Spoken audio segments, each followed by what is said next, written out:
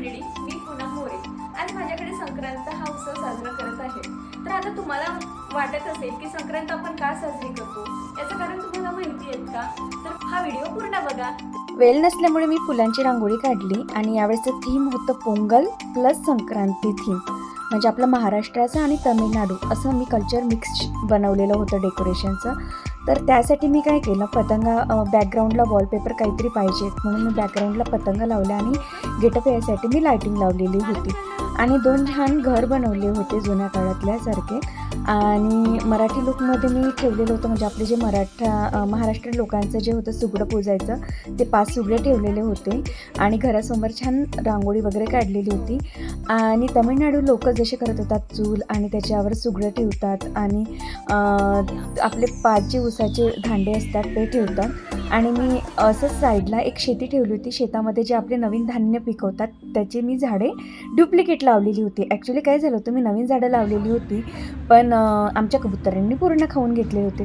आणि नंतर गिफ्ट म्हणजे वाणीसाठी काय घेतलं होतं मी, 7-8 उरल्या बनवल्या उरली. आणि नंतर बँगल्स बॉक्स आणि हे बोलवलेलं होतं पोतली बॅग. मग ते गिफ्ट आता कुणाला कोणतं द्यायचं, म्हणजे पार्शलिटी नको व्हायला म्हणून मी ना थोडासा गेम अरेंज केला. म्हणजे मी चिठ्ठ्या बनवल्या आणि त्या चिठ्ठ्या प्रत्येकाला एक सिलेक्ट करायची आणि ज्यांनी जी सिलेक्ट केली त्यांना जे नाव आले त्यांना ते वाण म्हणून द्यायचं. असा गेम पण झाला आणि पार्शलिटी पण नाही झाली. आणि मग काय, मी केलं भाषण सुरू की कसं आणि का आपण संक्रांत साजरी करतो.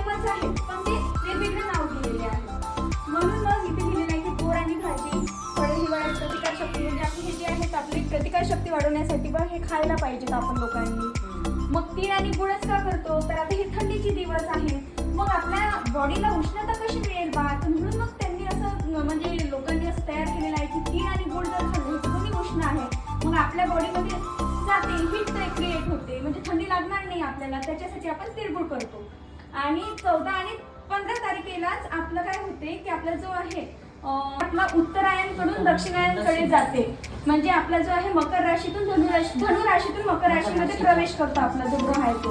म्हणजेच उत्तरायण म्हणजे काय असते की आतापर्यंत आपला जो हिवाळा होता, हिवाळ्यामध्ये कसा आपला दिवस जो असतो तो छोटा असतो आणि रात्र मोठी असते. पण ऍक्च्युली आता काय होते, या 14 तारखेपासून आपला दिवस जो आहे तो मोठा होतो आणि रात्र छोटी होते. त्याच्यामुळं आपण 14 म्हणजे मकर संक्रांत हा साजरी करतो. मग आता लोक पतंग उडवतात. लोक पतंग का उडवते की आपल्याला डी जीवनसत्व मिळालं पाहिजे हिवाळ्यामध्ये, म्हणून आपण पतंग उडवतो. हळदी कुंकवाचा प्रोग्राम चालू असताना ट्विस्ट असा होता की यांना काढायच्या होत्या चिठ्ठ्या. मी चिठ्ठ्या केलेल्या होत्या, 5 प्रकारचे वाण आणले होते.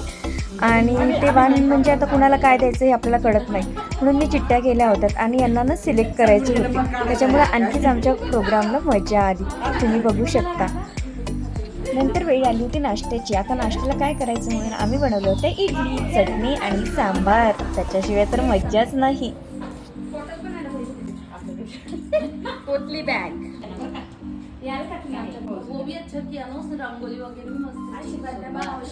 मग काय, सर्वजण आपली तारीफ करत होते आपल्या डेकोरेशनचे आणि आपल्या वाणांचे. जर तुम्हाला हा व्हिडिओ आवडला असेल तर मला नक्की कमेंटमध्ये सांगा. आणि हो, काही जर चुकलं असेल तर मला प्लीज कमेंटमध्ये नक्की सांगा. आणि या तुम्ही पण वाण घ्यायला, म्हणूनच म्हणतात की तिळगुळ घ्या आणि गोड गोड बोला. चला तर भेटूया नेक्स्ट व्लॉगमध्ये. अशाच नवीन व्हिडिओसाठी लाईक, सबस्क्राईब आणि कमेंट करायला नक्की विसरू नका.